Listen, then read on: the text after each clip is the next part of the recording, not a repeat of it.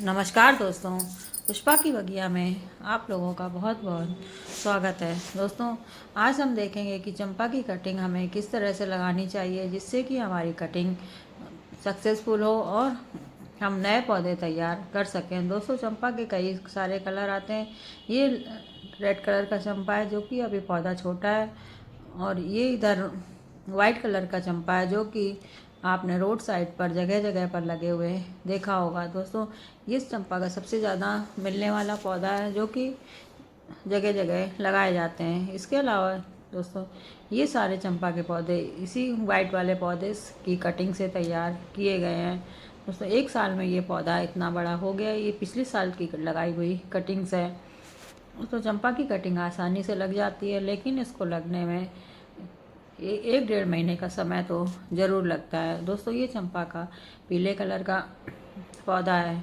ये सारे पौधे अभी नए हैं, इसलिए अभी इनमें फ्लावरिंग नहीं हो रही है। चंपा का पौधा जब काफ़ी बड़ा हो जाता है तभी इसमें फिर फूल आने शुरू हो जाते हैं।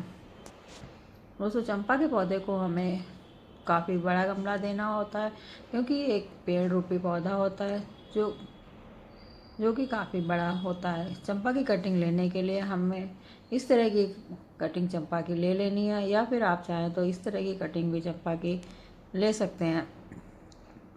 चंपा की छोटी कटिंग भी लग जाती है, इसलिए आपको बहुत ज़्यादा बड़ी कटिंग लेने की ज़रूरत नहीं। अगर आपको कहीं से छोटी कटिंग भी मिल जाती है तो आप उसको भी लगा सकते हैं। और ये नाग चंपा है दोस्तों, इसकी पत्तियाँ इस तरह से होती हैं, इसलिए इसको नाग चंपा कहा जाता है। नाग चंपा में बहुत ज़्यादा फ्लावरिंग होती है, लेकिन इसके फूलों में खुशबू नहीं होती है, और बाकी चंपा के पौधों में हल्की भीनी भीनी खुशबू होती है। दोस्तों, चंपा की कटिंग लगाने के लिए सबसे पहले हमें इसकी ऊपर की पत्तियों को हटा लेना है, और ऊपर की सिर्फ एक दो पत्तियां हम इसमें छोड़ेंगे। दोस्तों, जब भी आप चंपा की कटिंग लगाएं, कम से कम 2-3 दिन के लिए आप चंपा की कटिंग को ऐसे ही छोड़ दें। और अगर ज़्यादा गर्मी पड़ रही है तो आप चंपा की कटिंग 1 दिन के लिए ही छोड़ें, जिससे कि इसमें से जो दूध निकलता है वो निकलना बंद हो जाए, तब हमारी कटिंग बहुत आसानी से लग जाती है। दोस्तों, इस एक कटिंग से हम 2 कटिंग तैयार कर लेंगे। और जो इसके लिए हमें मिट्टी लेनी है दोस्तों, वो इस तरह से होगी।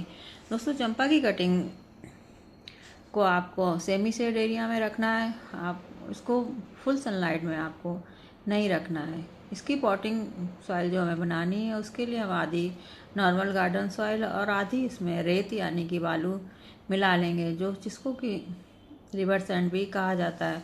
दोनों चीज़ों को हम आधी आधी मात्रा में मिलाएंगे, और अगर आप चाहें तो इसमें थोड़ा बहुत राइस हस्क भी मिला सकते हैं।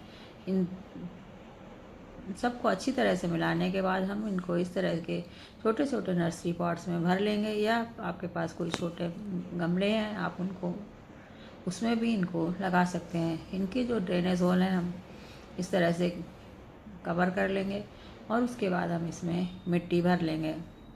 दोस्तों, ये कटिंग लगाने का बहुत ही अच्छा समय है, क्योंकि इस समय बरसात हो रही है, और बरसात में ज़्यादातर हमारी कटिंग ज़रूर सक्सेस होती हैं। इसलिए आप भी इस समय अगर आपको चंपा की कटिंग कहीं से मिलती है तो आप ज़रूर लगा करके इसके पौधे तैयार कर लें।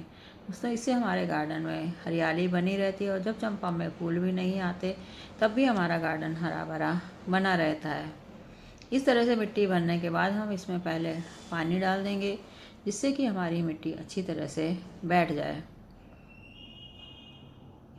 जब ये पानी पूरा तरह से नीचे चला जाएगा तब हम इसमें फिर अपनी कटिंग को लगाएंगे। दोस्तों, चंपा की कटिंग लगाने के लिए आप इस तरह से पूरी पत्तियां हटाने के बाद इसके नीचे के 2-3 इंच हिस्से को हम अच्छी तरह से एलोवेरा जेल में रब कर लेंगे, या आप इसके लिए दालचीनी का पाउडर का भी इस्तेमाल कर सकते हैं। इस तरह से जितना हिस्सा हमें मिट्टी के नीचे दबाना है उतना हिस्से में हम अच्छी तरह से एलोवेरा जेल लगा लेंगे। उसमें हम कम से कम 2 इंच हिस्सा ज़रूर मिट्टी में दबाना है, और कटिंग को हमें इस तरह से लगाना है जिससे कि हमारी कटिंग बार बार हिले नहीं।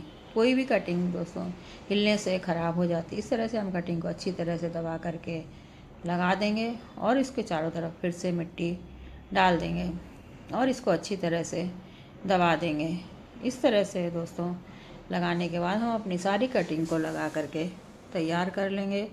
दोस्तों, अगर आपको वीडियो थोड़ा सा भी अच्छा लगे तो प्लीज़ वीडियो को लाइक एंड शेयर करें और चैनल को सब्सक्राइब ज़रूर करें।